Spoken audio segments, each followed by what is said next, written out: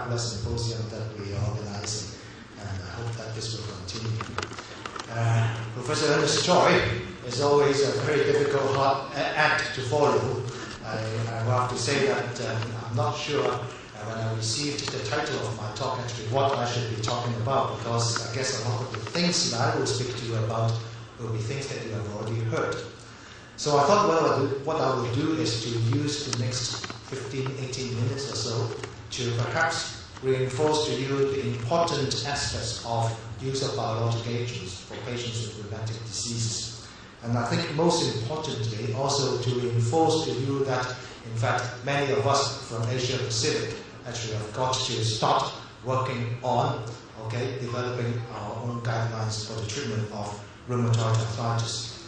I will also declare that a lot of the data that I'm going to present in this session are from Asia, really just to try to highlight to you the importance of local, regional data being available.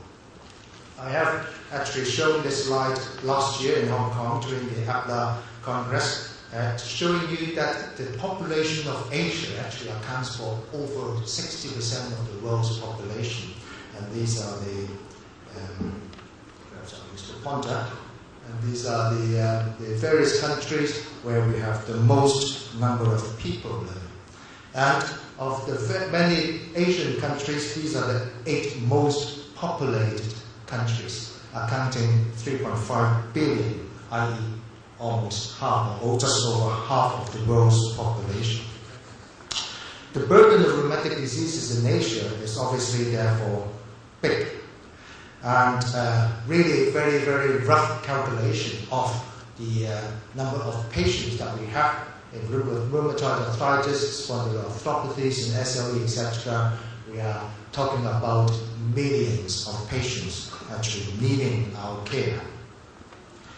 And many of these patients have disease that will require the use of biologics. Can Asia afford biologics? This is a graph showing you the GDP and total health expenditure of the various countries, representative countries from Asia, compared to some of the more affluent and developed countries like the USA, Netherlands, and Norway. And as you can see, actually, some of us are not so bad, quite well off actually compared to USA, Netherlands, and Norway.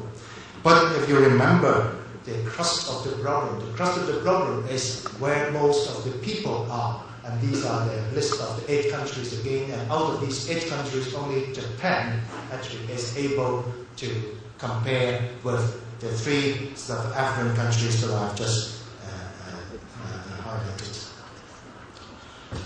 So last year, actually, I tried to suggest to us that if we cannot afford biologics, maybe we should continue to use DMARDs and make the best out of DMARDs. And I think there is a lot of data to show that good use of DMARDs, early combination, aggressive use of DMARDs can indeed induce disease remission in patients with rheumatoid arthritis.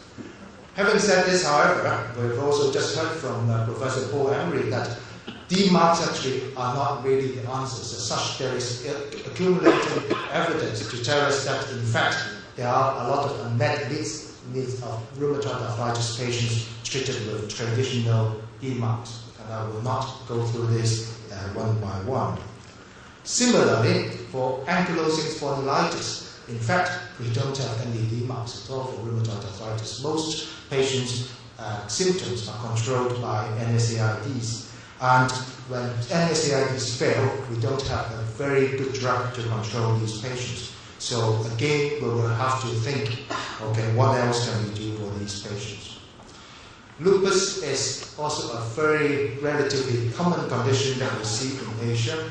And we have just heard yesterday from Professor Michel Petrie that, in fact, biologics is the answer for a lot of the very difficult lupus patients. And I've just tried to use this paper to illustrate to you that, in fact, this Rituximab anti-CD20 treatment has been used in a number of patients with aggressive lupus in Asia. This is a paper coming from Singapore. Now, if we have to turn to biologics in the management of our various rheumatic disease patients, what are the things that we have to pay attention to? I think, first of all, I think it is important that we realize that we cannot always rely on data published, well, data generated from outside Asian countries. Okay? And this is a good illustrative example, and that is to look at this is a chart actually comparing the number of percentage of patients who respond to biologic in the form of etanercept, okay, in patients with ankylosing spondylitis, okay, number of studies carried out in Europe and North America, compared with one study carried out in Beijing by Professor Wang and one study carried out in Taiwan by Professor Zhao. And we can see that although this is obviously not the studies were not designed for direct comparison as such, but you can see that Chinese patients actually treated with etanercept, looking at face value, appeared to respond better, okay, compared to Europeans and North Americans. So we need to know that there could be ethnic variations in treatment response to biologics, and we do not have enough data for all of the other rheumatic diseases. We've got to do better. The other issue that we have to consider is compliance. Okay?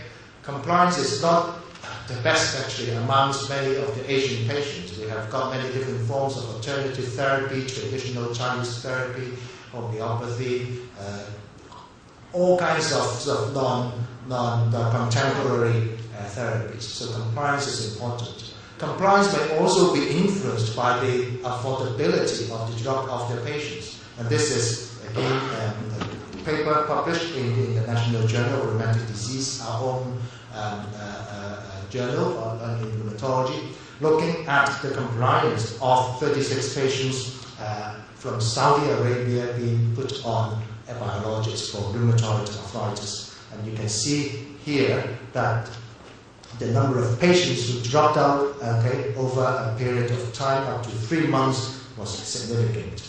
And the most important factor for non-compliance in these patients, even from Saudi Arabia, where in fact the GDP is relatively high, is financial reasons. Okay? So if you're treating patients with biologics, you've got to know that the patient is continuing to use the treatment.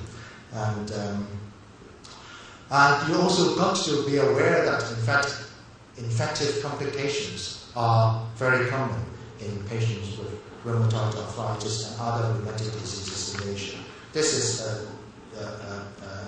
chart showing you the prevalence of tuberculosis in the world, and that it is relatively high. Okay, most of the cases of tuberculosis actually are from Southeast Asia and Western Pacific countries. Southeast Asia accounting for about 1/3 of all cases of tuberculosis in this world. And that patients with rheumatoid arthritis have a higher risk for the development of tuberculosis. And this is a study published in the Annals of Rheumatic Diseases by a Japanese group, showing you out of a cohort of over 5,000 patients with rheumatoid arthritis, checking the patient's history, checking the patient's case records, etc., etc. They actually found that there is an age,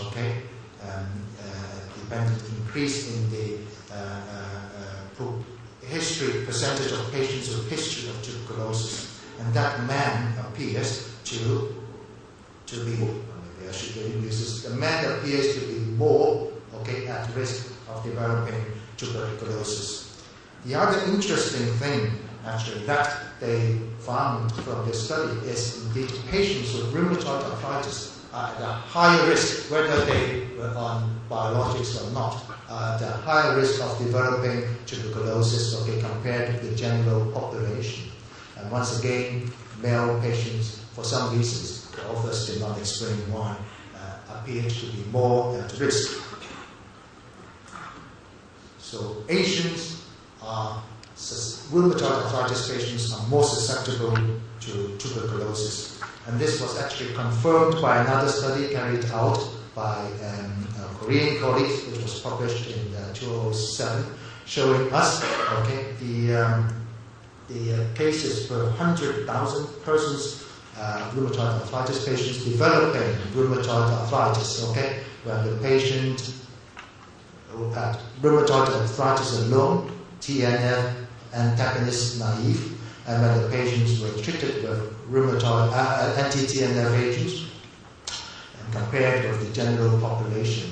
And you can see here that the authors also attempted to compare the rate of TB infection seen in other various countries in Europe and in North America.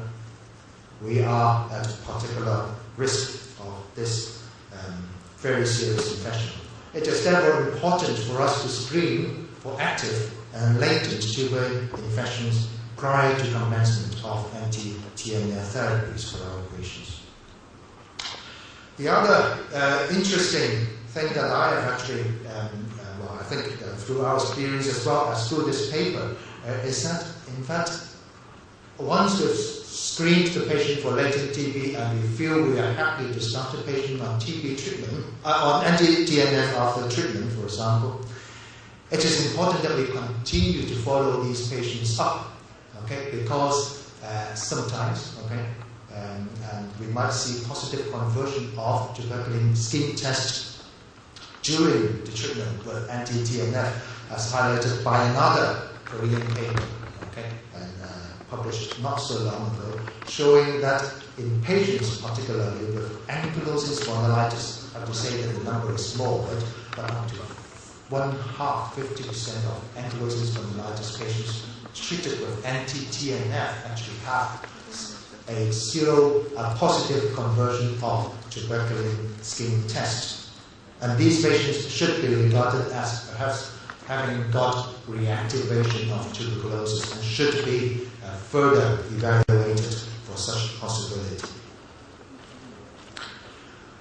Besides tuberculosis, another infection that is very commonly seen amongst us is hepatitis, particularly hepatitis B, and this is the chart showing you the sort of prevalence of hepatitis, okay, all over the world and within Asia. The general prevalence is over 80% of the whole population. A number of studies actually conducted from countries outside Asia have suggested, I shouldn't say studies, a number of observations, okay, have been published, okay, from outside Asia, have suggested that perhaps even when the patient has got a known hepatitis carrier state, and if we start the patient on anti-TNF agents, it is still probably safe. Because theoretically, supposedly, hepatitis B replication is dependent on TNF, and if you antagonize TNF, you might be doing patients some good. And very, very small series of case reports have suggested that perhaps it is safe. But it is really safe indeed. And this is, again, another study from Korea, okay, published only last year, showing us the viral hepatitis status in patients with rheumatoid arthritis in Korea. Very big patient cohort, up to 4,000 of patients, okay, had hepatitis B surface antigen tested, and a lot of them had anti-HBV tested, and a lot of them also had anti-HIV tested. And as you can see, actually, over a period of time between 2001 to 2008, there was actually a significant, okay, percentage of these patients actually were found to be hepatitis B surface antigen positive, okay, and anti-HBV positive, as well as anti-HIV IgM positive. There was this sudden peak of the HIV infection in Korea in 2008. Again, the authors did not explain it, but I do not know, fully understand why. But really, these data tell us that hepatitis infection is common in patients with rheumatoid arthritis.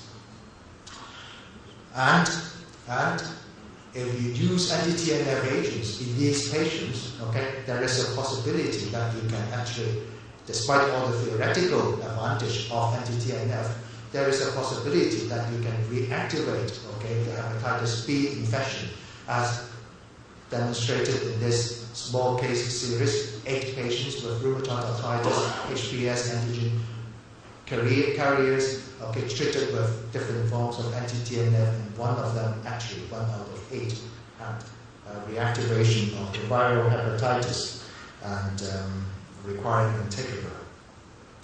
And if you take, okay, HBsAg, okay, the core antibody as marker of occult, okay, viral infection, okay. Another study with this one involving fewer number of patients, okay, looking at those who were HBc antibody positive compared to HBc antibody negative, okay, and with treatment with anti-TNF, the chance of the patient developing abnormal liver enzymes, and there was a significant difference and significant increase in the chance of abnormal liver enzyme levels in patients treated with anti-TNF and who were also HBc antibody positive. Therefore, the conclusion for this is that screening for hepatitis prior to anti-TNF treatment is necessary in Asia. Besides tuberculosis and hepatitis, it is also very important that we look out for other, okay, infectious diseases while patients are on anti-TNF agents, as illustrated in this study, which was published not too long ago, again in the International Journal of Rheumatic Diseases. And notably from the Japanese, okay, registry, pneumocystis carinii pneumonia is, for some reason, actually particularly common, at least in the Japanese, okay, at 30 to 50-fold frequency, while the patient was given TNF blockade therapy compared with, say, the USA. Lastly, HIV, while we are on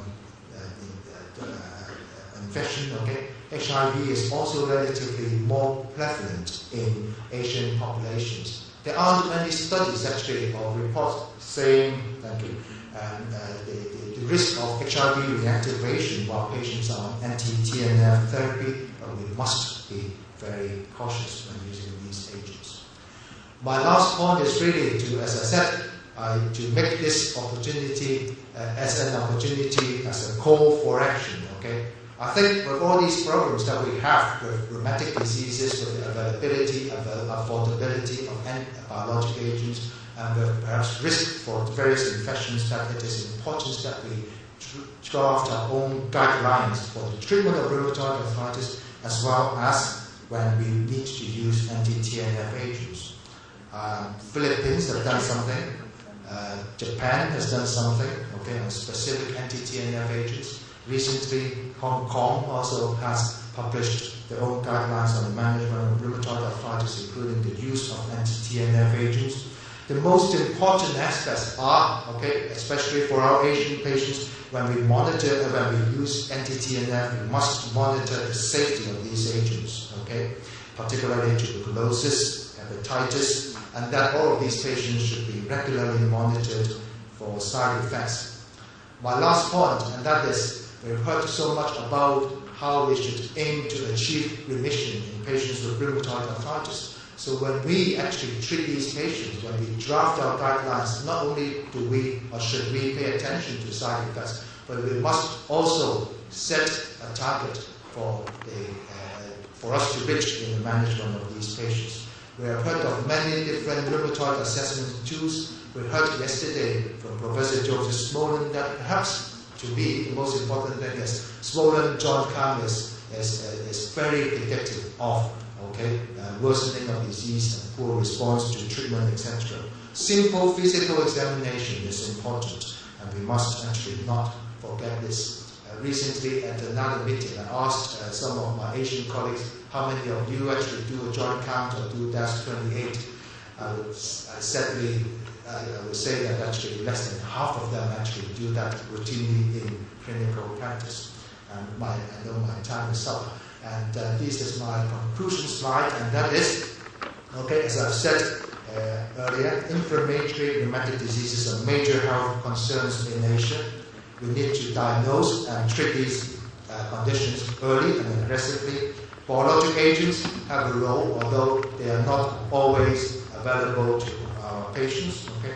And when we use these agents, we must be aware of ethnic variations in responses, ethnic variations in side effect profiles, as well as, okay, we must consider drafting our own regional guidelines for the treatment of these conditions. Thank you very much.